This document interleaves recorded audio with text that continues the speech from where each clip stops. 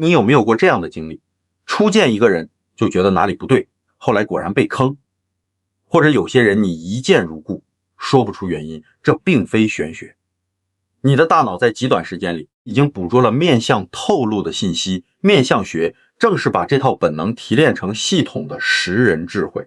今天我就带你掌握最核心的那部分，只需3分钟，你可以读懂任何人的性格与命运轮廓。我们先从面部的3个区域说起，整张脸分为上庭、中庭和下庭。上庭掌管智慧与早年运，中庭执掌财帛与事业，下庭则关乎福气、晚年与子嗣。古人说，舌是伤人刃，口是祸福门。一张嘴能招来好运，也能引来祸端。这句话经历些世事的人感触最深。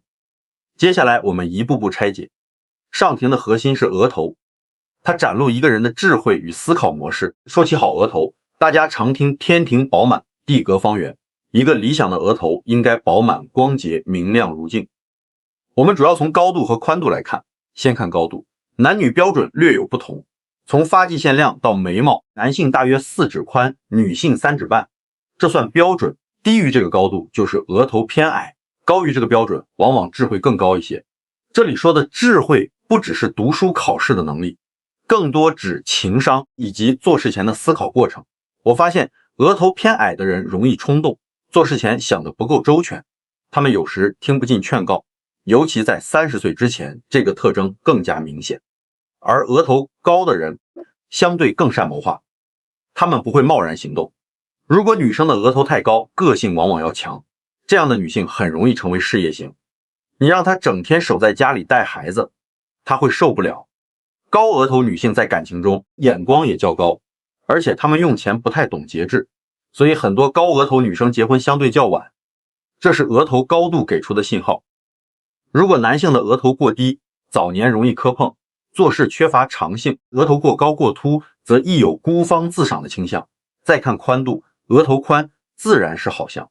宽额头的人懂得听取吸纳别人的意见，他们知道及时做出改正，考虑事情比较全面。怎样观察宽度呢？就是看额头两侧的额骨不会往里面收缩的太明显，那种开阔感让你觉得敞亮。相反，额头太窄的人想事情就容易天真，有些不切实际。他们保有一份单纯，但应对复杂社会稍显吃力。特别对于女性，两边发际线如果压住了额角，我们称为发角压额。这样的女孩子偏天真单纯，面对感情时特别容易相信对方。而有一种 M 型的发际线则是另一种情况，这种人性格积极、精明干练，他们刚毅果断，自主意识非常强，在事业上往往能独当一面。还有常有美人尖的发际线，老话讲，金鸡啄印堂，少年走茫茫。拥有美人尖的人往往出社会比较早，他们和六亲的缘分较薄，早早独立。女性有美人尖通常恋爱早，但真正步入婚姻却比较晚，他们的情感路需要更多时间沉淀。若美人尖加上额头窄小，那就更是主早年辛苦。还有一种额相，额角峥嵘，也就是额骨明显隆起，这种人多半有魄力，有领导，才能精力充沛，喜欢冒险。额头如果方正广阔，不凸不陷，则是上等额相，主一生有贵人扶持，思路清晰。从流年运势看，额头代表15岁到30岁的运程，所以额头不宜有伤疤、破损或太多痘痘。如果额头天生偏矮偏窄，可以适当修整发际线，让额头多露出一些，这对改善早期运势有一点点帮助。额头的色泽也要留意，黄润明亮，主运势顺遂；灰暗带青，往往思虑过度，运势低迷。再来看耳朵，耳朵代表一个人从出生到15岁的运势，它也反映原生家庭的状态。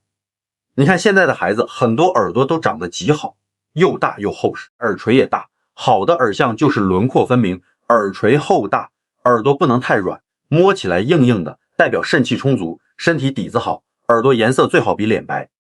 古代相书说，耳白于面，闻名四方。因为耳朵白的人记性通常很好，在古代他们容易科举成名，在现代学习考证都占优势。如果耳朵发红，主性格急躁或有血压方面的问题；耳朵暗黑多主肾气不佳，运势迟滞。我们还要观察耳朵的高度，耳朵顶端最好能超过或平齐眉毛，耳朵低于眉毛的人容易过度注重物质享受，从而忽略自身的提升。他们不够自律，容易懒散。耳朵如果位置特别高，超过眼睛，这种人则聪慧异常，但也容易自傲。还有一种耳相叫做轮飞廓反，就是耳轮和内部耳廓好像往外翻张。这种耳相常常代表幼年时期变动较大，或是与父母缘分较薄，原生家庭频繁变化，在现实生活中轮飞廓反并不少见。古代相书认为这种相有反叛性，我们要与时俱进的看，其实就是反叛心较强，个性固执，不喜欢循规蹈矩，他们常做出一些出人意料的决定，往往不走寻常路。耳朵如果贴脑而生，正面几乎看不见耳朵，这样的人家境多半不错，为人谨慎能守密，耳朵招风，耳门敞开则消息灵通，性格活泼，但有时容易漏财。耳垂很大，像弥勒佛的耳垂那是大福之相，主一生衣食无忧，乐善好施。耳垂尖小或无耳垂的人则相对刻薄寡情，物质欲强。耳朵上的痣不同位置也有说法，耳内长痣聪明，耳垂有痣多有子女缘，但也忙碌。耳廓有痣注意与人争执。观察耳朵可以了解一个人的童年根基和体质基础。接下来是眉毛，眉毛只长31岁到35岁的运势，也体现许多性格侧面。先观察眉距，也就是两条眉毛之间的距离。眉距窄的人疑心较重，特别是窄于2根手指宽度的，他和任何人打交道，一开始总会揣测对方的目的。更有甚者，眉毛几乎连在一起，称为连心眉。这种人遇事容易想不通，爱钻牛角尖，小心眼。我们常说一个人眉头紧皱，因为心里总装着事，所以他过得累。相反，眉距宽的人活得就快乐，他们思虑没那么多，为人比较豁达，但眉距如果太宽了也不好，那样就没什么防备心，心思过于单纯，容易轻信他人。再看眉头部分，如果眉头杂乱，眉毛向外张牙舞爪的生长，这样的人喜欢主动表达情感和情绪，所以感情经历相对丰富。要是眉头起点朝向一致，顺生且很细，那这个人就不太愿意表达，喜欢把情感藏在心里。这种眉相的人感情经历相对较少。如果眉头带剑，也就是有几根眉毛逆向插入印堂，这种人个性急躁，容易跟人起冲突。两眉中间的区域就是印堂，印堂反映性格特别准。印堂微微凹陷的人对新鲜事物接受度低，他们不喜欢变动，安于现状。而印堂突出的人积极乐观，喜欢闯荡，喜欢接触新事物。大多印堂突出的人眉距也不会太窄，如果眉头太近压住了印堂，可以适当修掉一些杂眉，把印堂露出来。因为印堂是聚气之地，开阔为佳，印堂生的明亮饱满，主一生机遇多，胸襟开阔，印堂发暗或有杂纹。这段时间运程阻滞，决策易失误。观察一个人的眉毛，你还会发现眉骨。眉骨高的人有个突出优点，他们分析力强，观察力强。但如果眉骨过高，又容易走向极端，做事一股脑往前冲，不懂退让，行事风格强势，比较霸道自我，并且总有一股莫名的自信放在男生身上，就表现为大男子主义、眉骨低平的人，通常随和但进取心稍弱，容易满足现状。再来讲眉形的粗细，这一点男女相反。浓眉的男生性格通常比较温和，而女生如果是浓眉，往往胆子较大，比较有魄力。眉毛如果疏淡，不论男女都主性情较淡，不喜争斗。眉形是剑眉，也就是眉毛尾端向上扬起，这种人富有决断力，行事果敢，适合军警或管理工作。眉毛是柳叶眉，弯而细长，则性格柔顺，重感情，艺术感强。一字眉的人直来直往，讲求效率，但有时不通人情，八字眉，眉尾下弯，这种人脾气好说话，但进取心稍弱。眉毛中段或有破口，代表在31至35岁时可能有波折，或兄弟姐妹缘分薄。眉尾散乱不收，财难聚，赚多少花多少，缺乏理财观念。眉毛的生长方向同样关键，如果整体眉毛有股向上的气势，说明这个人志气高昂，不甘心屈居人下。若是眉毛向下长伟人，通常较悲观，凡事总会先想到不好的结果。有些人的眉毛几乎压着眼睛，这叫眉压眼。此类人思维容易受限，性子急，但行动常常跟不上想法。现在来看眼睛，眼睛是心灵的窗户，这句话含金量极高。先看眼睛大小，眼睛大的人通常比较感性，容易动情；眼睛小的人则偏理性，逻辑强。如果两只眼睛一大一小，这种人往往敏感，而且往往他家里父母的性格差异比较大。单眼皮和双眼皮也有说法，双眼皮的人擅长表露情感，所以异性缘相对好一些；单眼皮则情感内敛，不轻易展露内心。还有些人是一单一双，他们既感性又理性，矛盾而丰富。内双的人表面看起来理性，但内心极其感性，他们把感性的一面隐藏起来，表面风平浪静，内心却波涛汹涌。眼睛细长的人性格内敛，心思缜密，善于算计；圆眼睛的人单纯直率，心里装不住事。再观察眼珠的细节，重点看眼黑和眼白。眼黑大的人通常很有人情味，待人真诚，心地善良。正常的眼相是左右露出一点眼白，叫二白眼。如果眼黑很小，以至于其他方向露出较多眼白，这就成了三白眼，甚至四白眼。眼黑小的人喜欢把情绪藏得很深，为人精明，做事心狠。具体说到三白眼下三白的人，眼珠偏上，下方露白，这种是典型的野心家，为达目的可以不择手段，但他们往往感情脆弱，内心空虚，喜欢用狂妄自大掩饰真实想法。上三白则眼珠偏下，上方露白，这种人容易奸诈，工于心计。若眼珠更小，瞳孔四周皆露白，就是四白眼。四白眼极其少见。相书记载，四白眼者信恨而无情，好贪而嫉妒，他们待人缺乏真诚，人情味淡薄，报复心极强，一旦得罪了他们，可能被长期记恨。眼睛若像蛇眼，细长而露凶光，这种人阴险狠毒，需远离。眼睛若呈三角状，也就是三角眼，工于心计，占有欲强，晚年需防孤寡。再看桃花眼，眼型含笑，眼尾微弯，这种人多情而异性缘极佳，但也容易为情所困。眼白颜色也极为关键，最好的眼白是纯粹的白。眼睛黑白分明的人能分清是非，这是非常好的品质。有的人眼白颜色不纯，带黄褐，布满血丝，或是眼神无力。抛开年老因素，这类人容易情绪不稳，易受外界影响，无法自主掌控生活。还有一种眼球突出外骨的眼睛，这类人通常脾气大，性格急躁，习惯以自我为中心，说话快，做事易后悔。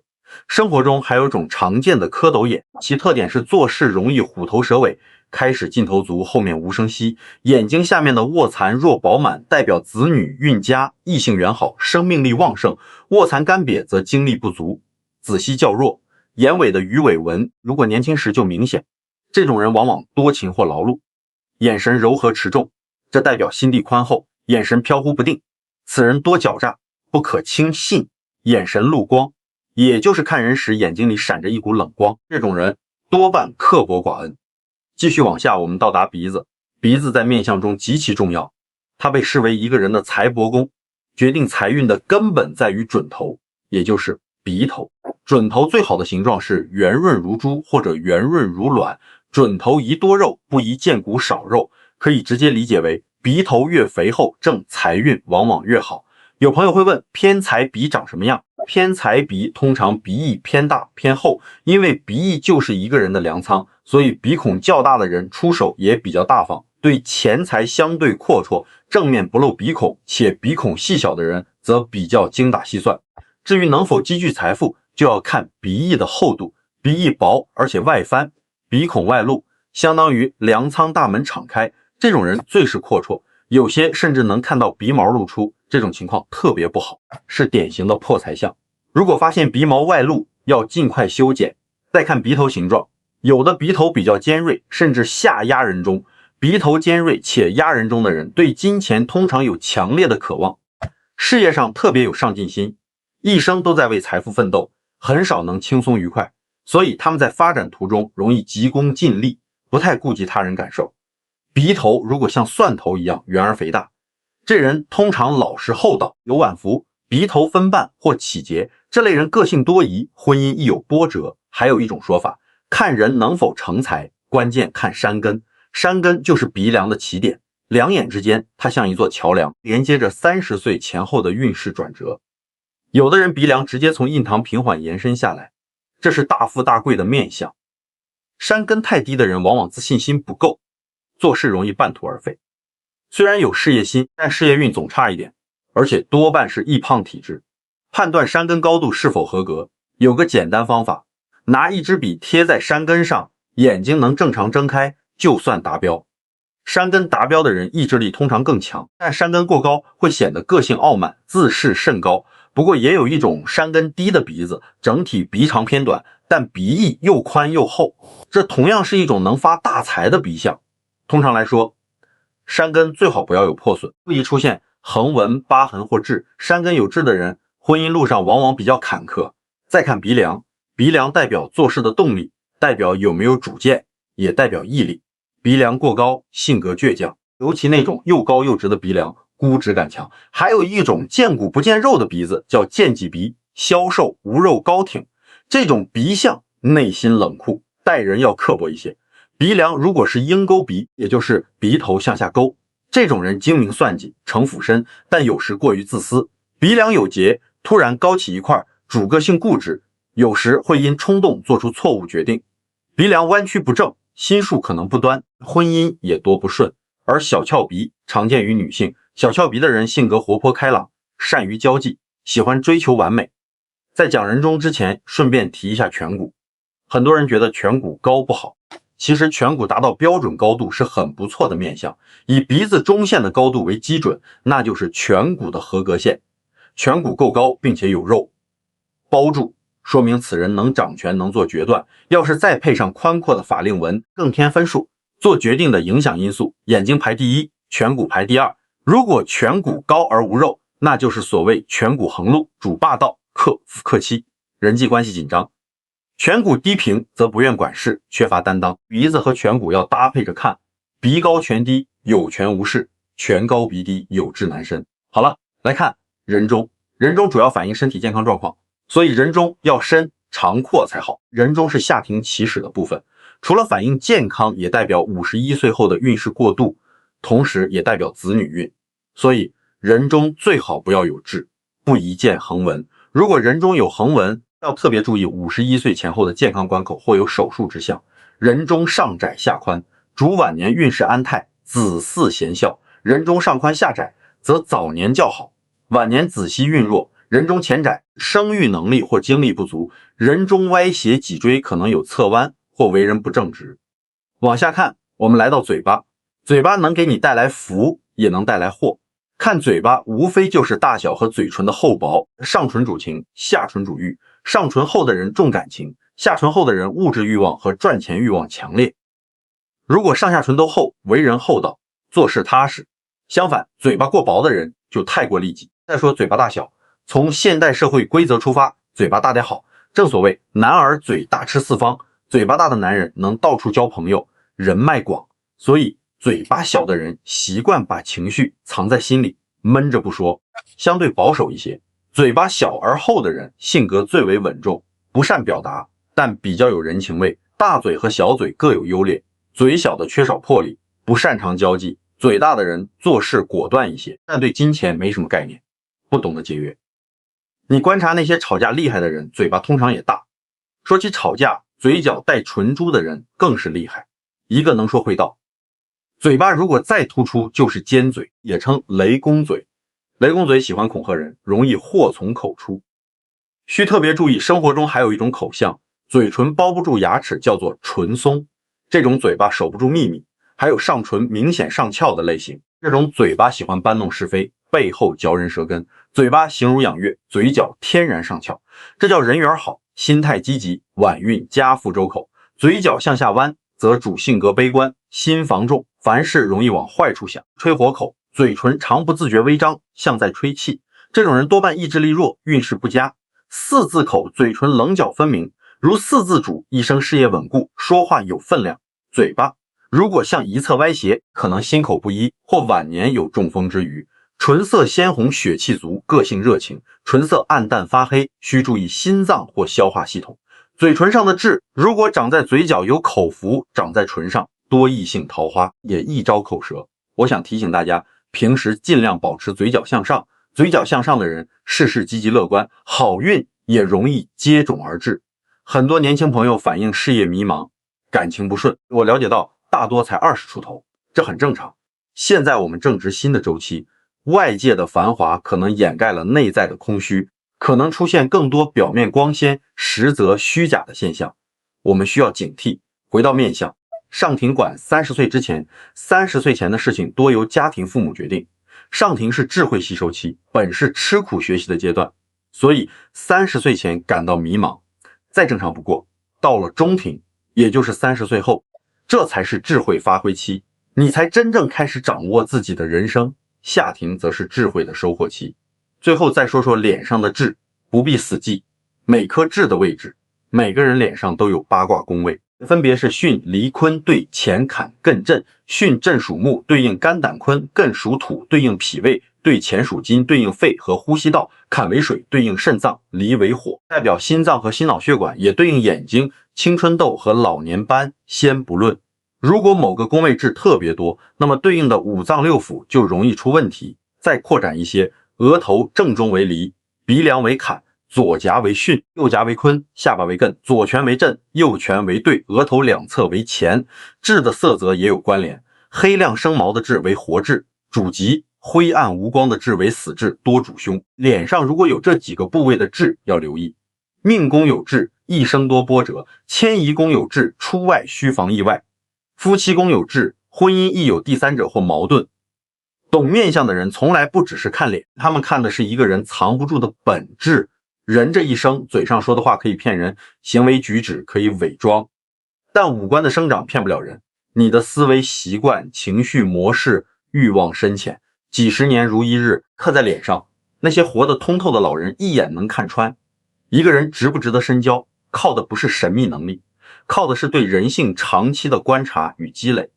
很多人初学面相，总想先看别人，但真正的高手，第一步是先看自己。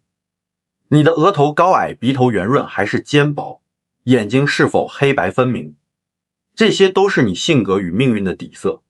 认识自己才是一切改变的起点。许多人走了大半辈子弯路，不是运气差，而是从未认真研究过自己是什么性格，适合走什么路。额头矮窄的人冲动欠思考，偏偏最爱一拍脑袋做决定。鼻翼薄的人守不住财，手里曾留过不少钱，中年却两手空空。眼距窄、疑心重的人，总在刚建立信任时自己先把他推倒，这并非命中注定，而是性格在替你悄悄做决定，而你浑然不觉。所以面相学真正的价值不在于算命，而在于认清自己之后重塑自己。要把这门学问真正学进去，方法只有一个，拿真实的人去印证。从今天起，每次和陌生人打交道，给自己3分钟，从上到下扫一遍，不求全。先抓最突出的特征，额头是否饱满，眼神是否有力量，嘴角向上还是向下，这3点就能给你一个基础判断。然后把身边应识的人一个个去对应，看哪里吻合，哪里有出入，有出入的地方不要放弃，要深究。面相提供的是概率，不是铁律，长期的思维方式会慢慢改变人的面貌，相由心生就是这个道理。另外，永远不要单看一个部位，要看组合。眼睛大，感性强烈，若同时鼻头圆润，嘴唇厚实，这人有情有义，可深交。若同时嘴角向下，眼白有血丝，这人情绪不稳，深交需要耐心。